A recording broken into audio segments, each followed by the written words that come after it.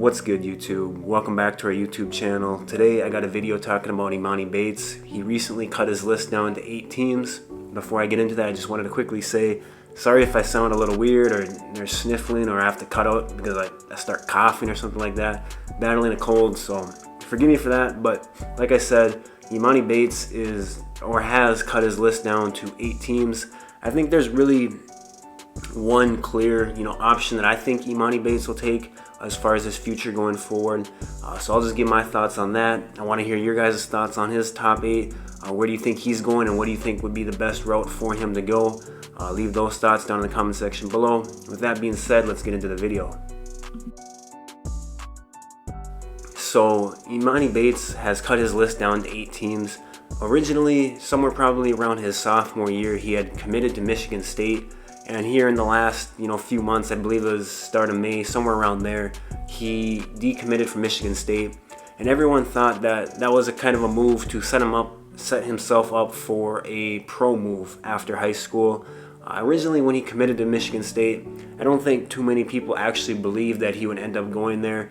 It just seems like Emoni Bates throughout his high school career has been giving off the vibes, I guess you could say, that he's trying to go pro, that he's a pro, he's trying to get to the league, make money as soon as possible, that type of stuff. And so like I said, when he committed to Michigan State originally, no one really believed it. Now his top 8 now that he cut his list, as far as college option goes, it's a pretty random list, and I just don't know if I see him going to any of these schools. His 5 schools that he has for college are Oregon, Memphis, Michigan State, Baylor, and University of Miami. Now those are some really random schools in there. Like Memphis, unless he has some connection with Penny Hardaway, don't see that. Oregon, really random out west. He's from Michigan, don't really see that happening. And then Miami, down in Florida, I don't know, unless he has some ties out there. Not really sure what the attraction to there would be as far as basketball goes. And then Baylor, they won a national championship, so I don't know, maybe he's into that, but it just doesn't seem like the type of school that would be for Emoni, just because a lot of those guys on the team, they're not one and done type prospects. So I don't really see any of those colleges being really an attraction for him. And then Michigan State, hometown team he originally committed to, I could see that happening if he does go to college. I think that would be the favorite still. Like I said, just the other options, I don't really see a whole lot there. Now, as far as pro basketball goes, he's got 3 options listed. One of them being the NBA G League, one being the Overtime Elite League, and then the NBL. And I think, right off the bat, you could probably just cancel out the NBL. I'm not really sure why a top prospect would even consider the NBL now. I mean, the G League is doing the same thing. I think they offer the same, if not more money. You get to stay in the States. You get, NBA training versus, going overseas and playing with foreign people. Not really sure what the NBL offers for a top prospect. It really only worked out for LaMelo. Josh Giddey is from there, but like RJ Hampton fell quite a bit in the draft. And Terrence Ferguson, I guess, is another player that went there a couple of years ago, and he was mid to late first round. So not really sure what the NBL offers, and I think you can cross that off the list. Now, as far as the other 2 options go, I think these are the more likely options that he chooses.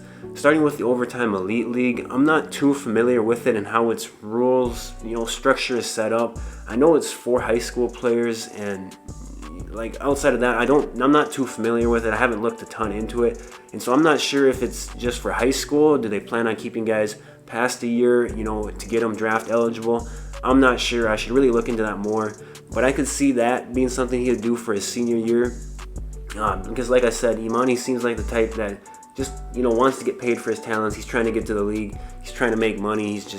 That's what he's trying to do. He's never seemed to give off the vibe that he's trying to go to college for a year. He just seems like a pro. And so Overtime Elite League, I could see him doing that for a year.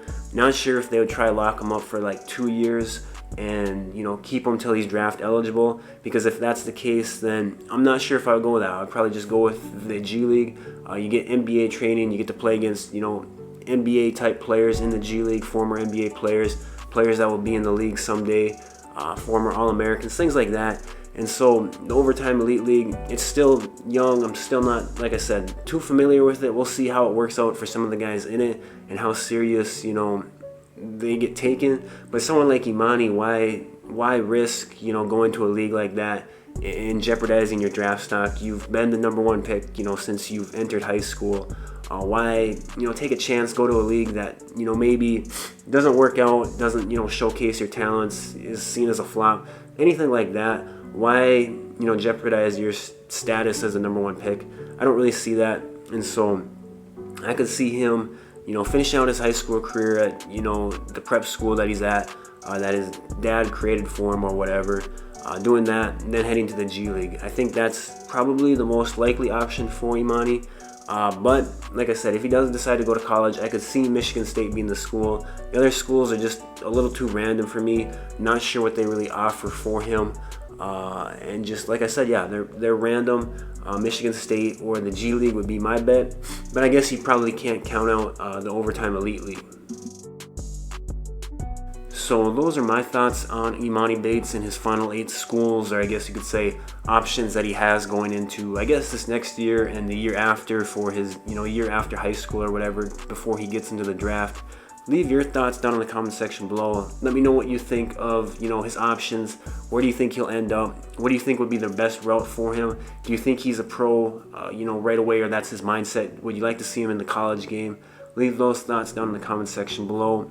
Make sure to hit the like and subscribe button, and I'll talk to you guys later. And just real quick, I guess I forgot to say, if you made it this far, you're a real one. But just real quick, ESPN still has Emoni Bates as the #1 player in the class.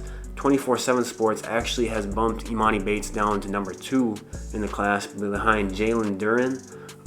Not too familiar with his game. I've seen a little bit of clips of him.